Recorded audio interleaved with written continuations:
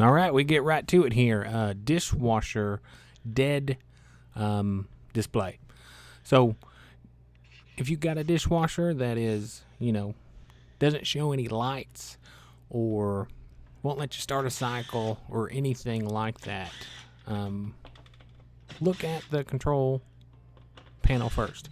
What I mean by control panel is the board where you select the cycle and you hit the start and the cancel button or whatever you do. So what I'm doing here, I am taking off the front of this.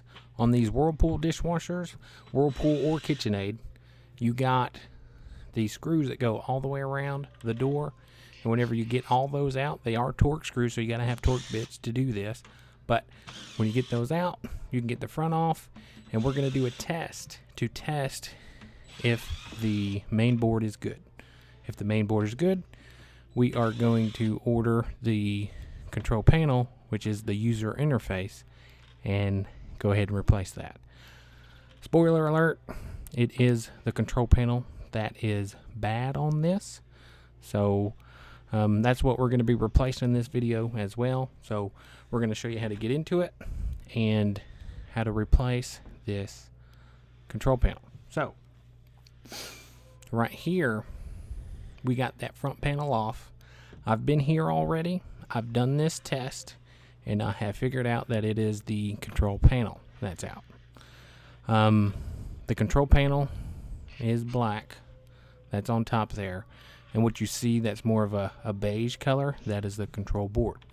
And we're going to test that. I'm putting this guy back on here just so you guys, whenever you take this apart, this is what you will see. Yeah.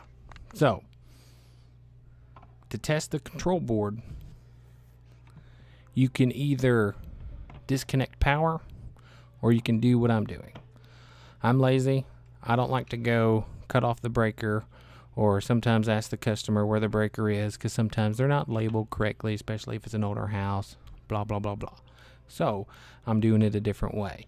But what I'm about to do here, you can do the same thing just by turning off the circuit breaker. But what we're going to do, the connection on the left-hand side of that control board is the power coming in. You see you got the two blue wires, the black and the white. The black and the white are the power coming in. So we're going to disconnect that and also disconnect the control panel wire. That's that white wire with 4 wires going to the control board from that black control panel on top to the beige control board. And we're going to disconnect that and do some other things. But what I did first, if you have a dead control, you want to make sure you do have power getting to the board. And that's what I'm doing with my leads on the left, or on the black and the white wires. So leads on the black and the white, and we're getting 120 volts. That's what y'all saw a few seconds ago. And now I'm going to do the control board test. So how you do that is you disconnect power and you make sure you disconnect that control panel from the board. Okay, so you see how that wire's dangling there, and how I have power off by disconnecting that connection on the very left with those 4 big wires on the control board. That's how you start it. Next thing we're going to do is we're going to make sure this door is open. We're going to connect power back, count 10 seconds. 1, 2, 3, 4, 5, 6, 7, 8, 9, 10. Then we're going to close the door. When you close the door, you should hear that drain pump come on. And you'll see that here in a few. There it is. Drain pump's on. And what that tells you is that main board is good. That's a test that's programmed by the engineers and everything who built this thing. And it's in the tech sheet too. If you guys know where that is, it's behind that little kick plate there, and you can read this same test. You might have to find it or whatever. It might take a little bit to get to it. But with this test here, tells you that the control panel, that the control board is good.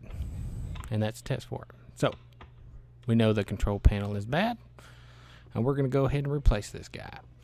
So there is a 1/4 inch screw in the middle of this one here. If you guys have a similar dishwasher or made by Whirlpool, a lot of them nowadays do the same test. I have another video that's on a touchscreen type control panel. So if y'all have a similar dishwasher or with the touchpad, I got another video for that, and I'll leave it in the description, and I may leave a little icon above here. But one thing I do like to do, I had a new control panel there because it comes in 2 separate pieces. You got the black piece and the control board with all the buttons and everything on it. I did not get a good view of taking this thing off. I've had this camera for a little while, but I'm still getting used to it a little bit. But there are some tiny hex screws that hold that board into that black panel covering. So I don't have the correct size for that. So what I use is needle nose to get it off. And you'll see it here in a second. I'm trying right now to actually get that off. Well, I'll be looking for the needle nose in my bag here in a second. But the video I got putting the panel back in, I got a better angle of getting those screws in. So you'll see exactly how I did it. So I don't have a socket that's this small. I mean, because it is tiny. You see that? I don't even know what size it is. Might be 3/16 or something. I don't know. It's real small. But if you got some needle nose, you can get it off. So you just pry on each side of it, get it out. But here I'm putting it back in like I was telling you. This is the video of me putting it back in just because I didn't get a good view of it getting it out. So this is how I got the screws out. It's pretty much using my needle nose to unscrew it. But once you unscrew it, there are some tabs that hold it into place.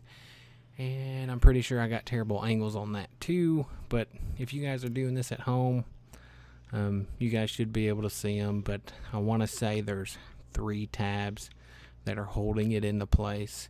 And you pretty much got to push them down with the screwdriver that I have in my right hand and kind of pry it out. I mean, it took me a little bit to actually get it out. But, I mean, if you're persistent, you'll eventually get it out. So I'm going to let you guys watch this a little bit, and then I'll get back into it whenever this board is put back in.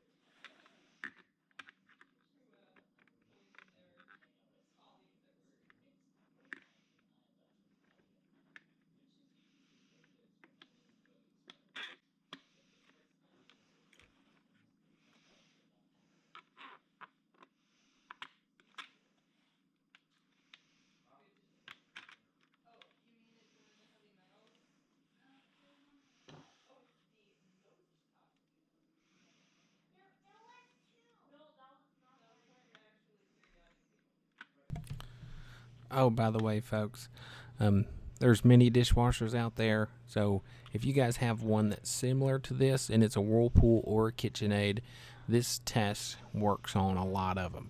As long as you have a control board that looks similar to this and you got those gray plastic guards on them, it'll pretty much work for it. And you guys can also verify by looking at that text sheet that's behind that kick plate. You can see that kick plate actually right now, and it's actually in between the insulation and the kick plate. If you look around in it, you'll find a text sheet if you guys are interested. But yeah, we got that old bad control panel out. We're putting this new one in. But oh, I forgot to mention, if the reason I brought up the many different dishwashers on this, I'm not going to link the part I used in the description like I usually do in a lot of my videos, just because there's so many different dishwashers out there that use different control panels.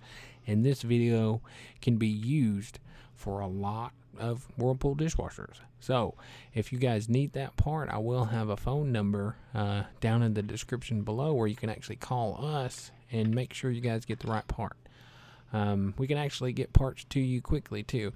If you call us and get something ordered before 4 o'clock, likely we can get it to you the next day, depending on where it's located, because we use a My Parts connection, a place where it comes from a distributor that uses many different locations throughout the U.S. So if you guys need a control panel, give us a call and we can probably get one to you pretty quickly.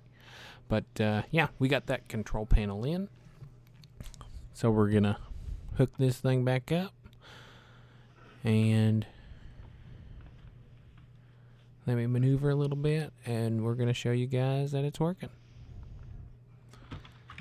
Oh, be careful. Whenever it's not secured, that thing can pop off on you. But she's in there. We're going to hit some buttons and you'll see some lights. There we go.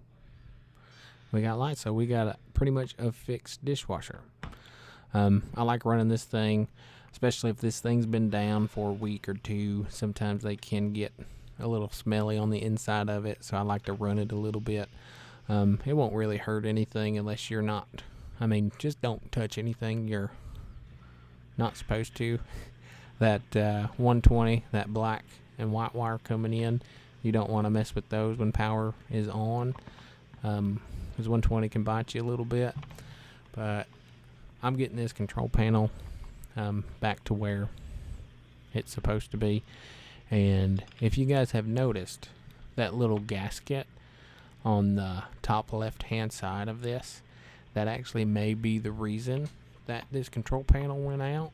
Because if it's seeping moisture inside of here, moisture is not good for electronics, period. So I'm going to kind of repair that gasket a little bit for you. And if you guys want to replace it, you can. The gasket looked to be in good shape to me, so I just pulled it off a little bit and glued it back into place. I want to say the new gasket does come with adhesive on it, like a piece of tape or something. So that's what you guys will see next after I actually get this thing secured here. I'm just going to make sure that gasket is sitting properly, so this won't happen again in the future. But that's pretty much it. I will come up after I get this seal put back into place while we're putting that front back on, just to give you guys a little tip on actually how to do that. But I'm going to let you guys watch this until that comes up. So yeah, I'll be back with y'all in a few.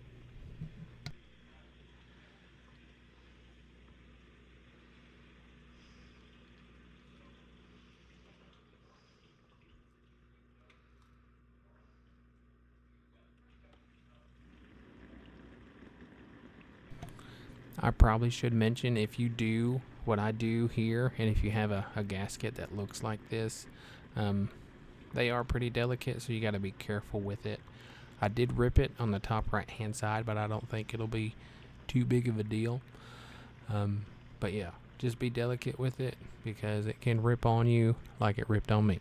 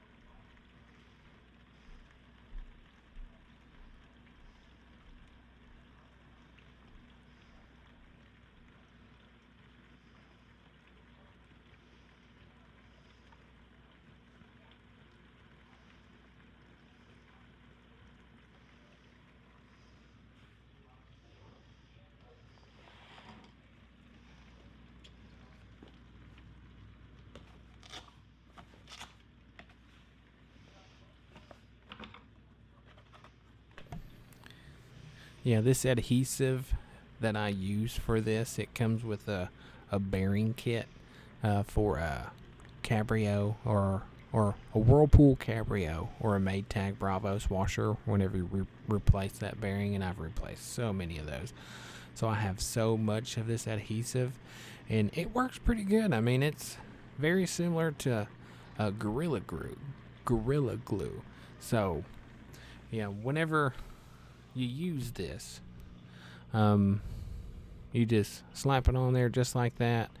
You hold it down for a little while, maybe 15-30 seconds, and it should stay. And you'll see that here as well.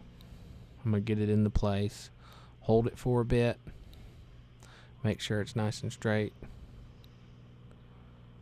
Actually, that stuff was sticking already. Well, let me say, the stuff that's stubborn, you got to hold it into place. And you'll see it on the last one, because on the top left hand side of this one, it does have that little hump, and you'll see I'll just hold it into place and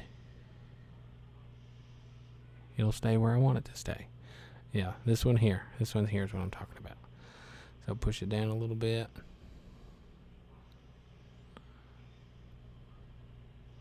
Put the cap back on that adhesive, push it down and hold it. Give it a little bit and it should stay. So if you're having a stubborn gasket, if you're doing it like I'm doing, and you're using a similar adhesive that I'm using, like I'm pretty sure Gorilla Glue is very similar to this. I just use that because it comes with a kit and I don't have to buy anything. But yeah, you can see how she actually stayed where I pushed it down. So that's how you use that adhesive that comes with that kit. If you're a DIY person, you won't need it. Or you won't have it. You'll have to get something else. Or you can just get a new gasket. And again, if you call us, we can get that part for you. Just have your model number ready and we can get it knocked out for you. But, okay. Gaskets in place. Drain the water out. Now it's time to put this front panel back on. I'm going to show you guys here in a little bit, but where you put the screws in the front panel, you got little metal pieces that stick out a little bit, and there's a slot on each side. You can see it a little bit there, but I'm actually going to take that front panel off again so you guys will see what I'm talking about. And you want to set those on the inside of it, and it kind of holds it there for you. That's one good thing about Whirlpool KitchenAid products. They make it fairly easy for us to get into these things and repair them.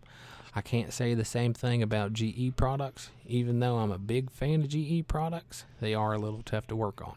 Whirlpool thinks about us a little bit. But anyways, we're going to pull this front panel back off, and I'm going to show you the parts I'm talking about. Yeah, that black piece right there that sticks out, you want it to go in that slot right there. Same thing on the left hand side. Can be a little tricky to do. I've done it a million times. It's like second nature to me. But yeah, we got it in those slots. We're going to push it up a little bit, line up the holes, and put the screws back in. And that's pretty much it. That's how you fix a dead display on a Whirlpool dishwasher. And again, if you guys don't have this same dishwasher and you got one with a touchscreen, I have another video that shows this same test on a touchscreen Whirlpool dishwasher. So if you'd rather watch that video, you can. Pretty much has the same information on it. The way the front panel comes off is the same way. The test is the same way. And yeah, they pretty much make these things the same way, except for they may have different features like a stainless steel tub, or I don't know, auto sensing dry, or sorry, auto sensing everything. Everything's auto sensed or whatever. But if you got a control panel that looks like the one in this video, the test in this video is pretty much the same exact thing.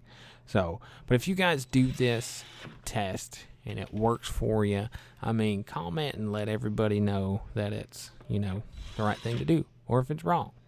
If you do this same thing and it doesn't work, just let me know, or comment below, whatever. I like to hear back from you guys, letting us or anybody else who watches this videos if it works for you or not. But I mean, if it does work, or if you like my videos, I mean, give it a like, subscribe, and I do appreciate everybody watching these. Thanks again. Y'all take care.